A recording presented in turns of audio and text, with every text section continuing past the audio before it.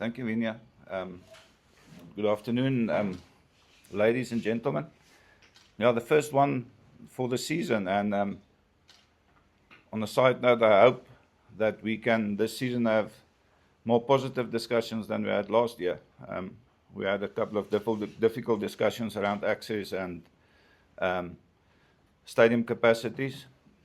If I can start off with, there's two people you never trust. That's a attorney and the media officer. So I hear that Vina said between 35 and 40,000 tickets sold.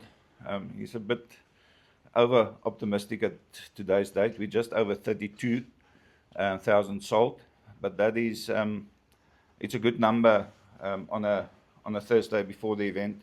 Traditionally at FNB we see the actual sales happening on the Friday afternoon and on match day itself.